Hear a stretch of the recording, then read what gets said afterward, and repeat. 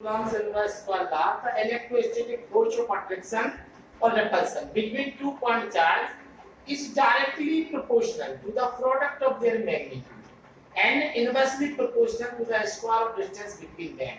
ठीक है, एक two point charge Q1 and Q2, 2 point charge Q1 and Q2 are placed at R separation. 2 point charge Q1 and Q2 are placed at R separation. That electrostatic force between Q1 and Q2 F will be Q1 directly proportional to Q1 Q2. F is inversely proportional to R square. एक बार again, according to Coulomb's inverse square law, ठीक है, the electrostatic force of attraction or repulsion between 2 point charge is directly proportional to the product of their magnitude and inversely proportional to the square of distance between them.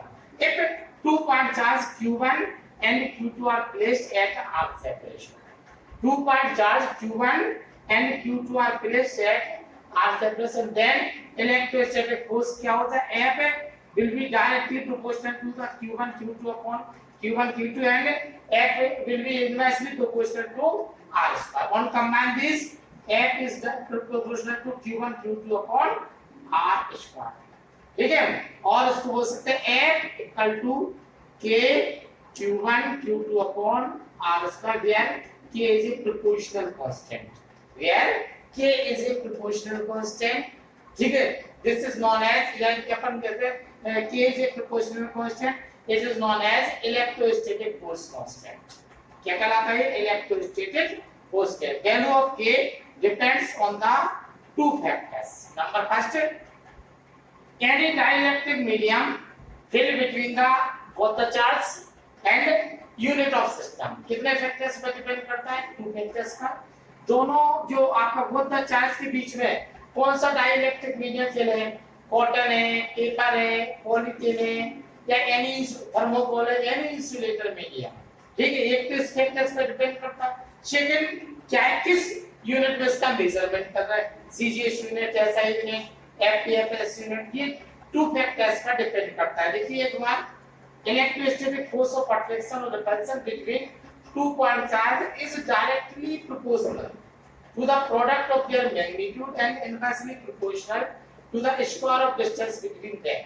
If Q1 and Q2 two charges are placed at R separation, then F is directly proportional to Q1 Q2. F will be equivalently proportional to R square, or F is directly proportional to Q1 Q2 upon R square. Where ठीक है, और F equal to K Q1 Q2 upon R square. Where K क्या है? Proportional constant है. इसको बोलते हैं electrostatic force constant. क्या कहलाता है? Electrostatic force constant. इसकी value F equal to K Q1 Q2 upon R square. Value of K depends on the following 2 factors. पता है? Number first, dielectric medium filled between the charge. Second, system of units. एक पर देखिए, अब देखिए, if या अपन कह सकते हैं इन सीजीएस सिस्टम फॉर एयर और वैक्यूम, मतलब अपन मेजरमेंट करेंगे सी सिस्टम में और एयर और वैक्यूम, मतलब दोनों के बीच में या तो एयर है या कुछ भी नहीं है, तब पता क्या होता है? के इक्वल टू होगा क्या? 1. In CGS system for air और वैक्यूम के इक्वल टू क्या होगा? 1. Therefore क्या होगा? F equal to Q1 Q2 upon R square. ये होगा आपका टाइम. ये हो जाएगा electrostatic force between 2 point charge in CGS system for air और vacuum. Q F equal to Q1 Q2 upon R square. अब यह देखिए, in SI system for air और vacuum, in SI system for air और vacuum F equal to क्या हो जाएगा? Air और वैक्यूम K इक्वल टू होगा 1 upon 4 pi epsilon naught, epsilon 0. क्या हो जाएगा? ये क्या है आपका? Epsilon 0. K equal to 1 upon 4 pi epsilon 0. Where epsilon 0 is an another physical constant. It is known as dielectric permittivity of free space. It is known as permittivity of free space. Its value is, value of epsilon 0 is 8.854 into 10 to the power minus 12 coulomb square पर newton metre square. Value of epsilon 0 क्या है? 8.854 into 10 to the power minus 12 coulomb square per metre per newton metre square. Therefore क्या हो जाएगा F equal to 1/4 pi epsilon 0 q1 q2 upon r square newton. क्या हो जाएगा electrostatic force between 2 point charge in SI system F equal to 1/4 pi epsilon 0 q1 q2 upon r square. अब देखिए value of 1/4 pi epsilon 0 1/4 into 3.14 into 8.854 into 10 to the power minus 12 हो जाएगा 9 into 10 to the power 9। therefore F equal to हो जाएगा 9 into 10 to the power 9 q1 q2 upon r square. जी हो गया आपका electrostatic force between two point charge in SI system newton. और in CS system हो जाएगा इन CS सिस्टम में आपका हमने आपको पहले बता चुके F equal to q1 q2 upon r square डाई राइट। अब यहाँ कंडीशन होती है if any dielectric medium filled between the charge यदि किसी चार्ज के बीच में दो चार्जों के बीच में कोई डाइलेक्ट्रिक मीडियम फील्ड होता है तो क्या हो जाएगा F equal to 1/4 pi epsilon q1 q2 upon r square where epsilon is the permittivity of medium. क्या होता है परमिटिविटी ऑफ मीडियम ठीक है।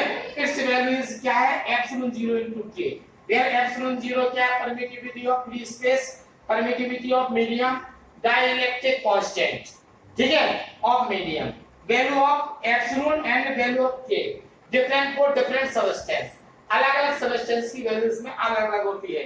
तो अपन इसको ऐसा बोल सकते हैं F equal to 1/4 pi epsilon 0 k q1 q2 upon r square right. ये हो जाएगा 1/4 पाई एप्सिलॉन 0 k की वैल्यू है 9 into 10 to the power 9 upon k q1 q2 upon r square. ये हो जाएगा आपका कूलम्ब इनवर्स वाला एक dielectric medium any dielectric medium filled between the charge. Dialect के क्या होता है डाइलेक्ट्रिक कांस्टेंट जितने भी इंसुलेटर मीडियम है जैसे एबोनाइट टेम्पर 2.8 होता है वाटर का 80 होता है एयर का होता है 1.0006 वैक्यूम का 1 होता है तो जितने भी इंसुलेटर मीडियम है उसके लिए फिक्स होता है। तो electrostatic force mainly insulator medium पे भी डिपेंड करता है उसकी जो फोर्स का जो पावर होता है फोर्स का जो इंटेंसिटी होती है वो क्या होती है रिड्यूस हो जाती है। अगर डाइलेक्ट्रिक मीडियम देखिए इसमें अपन किया गया अगर मान लीजिए किसी मेटल का किसी भी सबस्टेंस का डाइलेक्ट्रिक मीडियम 3 है तो अपन 3 आ जाएगा। जी हो गया आपका कूलम्ब इनवर्स स्क्वायर लॉ पूरी है और देखिए मोमेंट इसके लिमिटेशंस वगैरह अभी हम आपको नेक्स्ट बताते हैं ठीक ओके।